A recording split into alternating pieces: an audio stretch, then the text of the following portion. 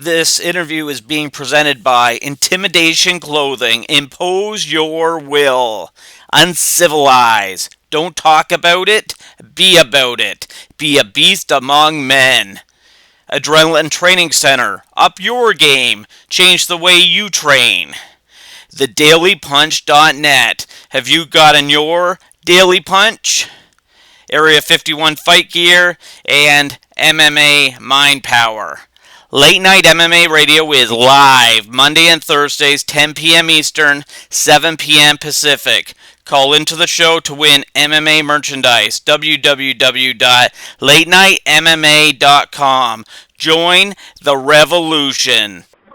This is Late Night MMA Radio, and we're going to roll on here with Joey Beltran. How's it going, man? Hey, it's going good, man. I'm just covering a class. I got to teach a little Muay Thai technique tonight. Nice. Over at Blackline Training Center in Carlsbad, and that's about it, man. Good stuff. Good stuff. Appreciate you taking some time while you're supposed to be training this class for us. Well, luckily we timed it. It's right during the warm up, so it's all good. Okay, good deal. So you're a guy that loves to stand and bang. Talk about your fighting style. Yeah, well, but basically, I just kind of the fights I always end up in. I just have that look on my face. I guess people really, really want to punch me, so I just kind of always end up in these brawls. But right, I work a lot on my grappling, on my wrestling, and it's just it kind of ends up that way. I always end up in these stand-up wars. For sure, and you've always been a guy known for being tough as nails, never been finished in your career up to this last fight. And we were talking to Pat Berry recently, and he said he was in shock in your most recent fight. Can you just talk about that fight? I don't know what happened. I remember what happened completely. I for some reason mentally I broke down. We had a plan. One more on the ropes, and we'll get into it. Sorry about that. No problem. And, so basically, I don't know, something happened. I broke down mentally, and I started thinking to myself, don't give up the first round. Don't give up the first round. So I started engaging, started exchanging, and kind of hanging out in front of him a little too long.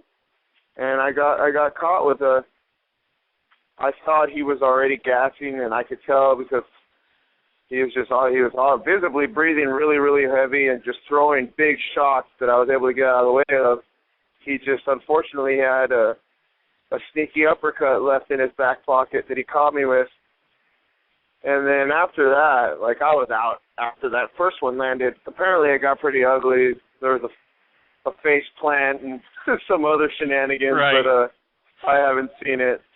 People are like, why don't you want to watch it? Why don't you feel you need to watch it? I'm like, well, because I remember right up until the last punch that knocked me out. Everything else after that, there ain't shit I could have done about it. I was knocked out. Right.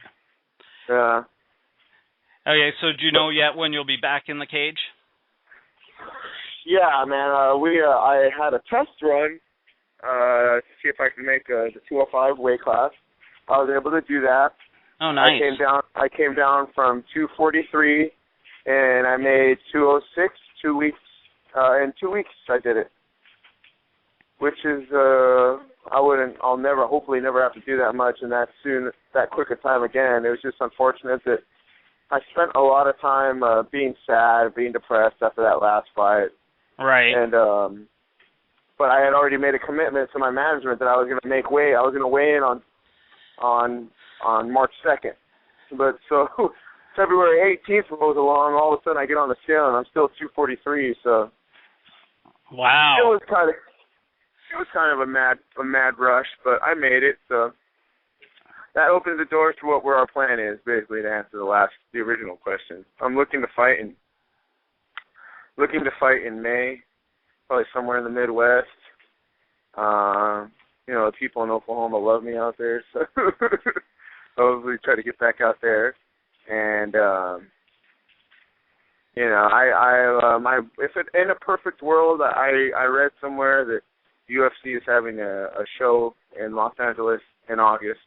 In a perfect world, I win my fight in May, get another one in June, and get a real tough one in, the end of the summer, right in time, and late notice replacement for that LA show. But we'll see. That'd be cool. We will see what happens.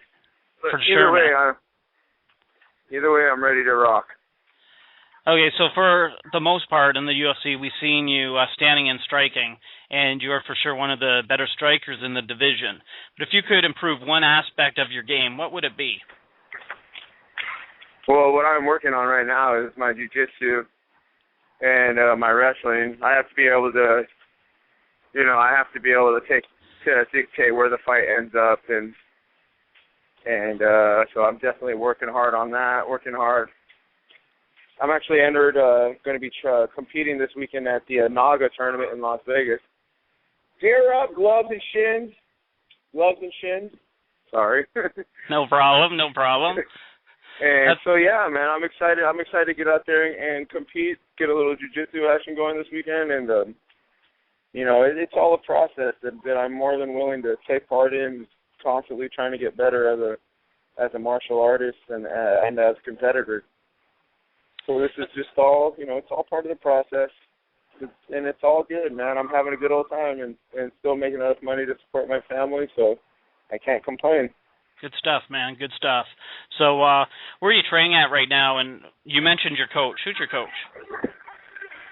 Well, I have a couple coaches. My head MMA coach would be Eric Del Fioro. But right now a lot of my teammates are out in Las Vegas.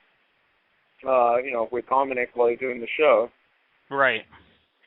So myself, I'm going to be spending some time at Blackline Training Center in Carlsbad, and as well as I'm going to be making some trips up to Rain in Orange County with Mark Munoz and the crew. So yes, tons of great fighters, tons of great coaches there. I definitely have to take advantage of that while my team is basically out in Las Vegas for the next couple of months.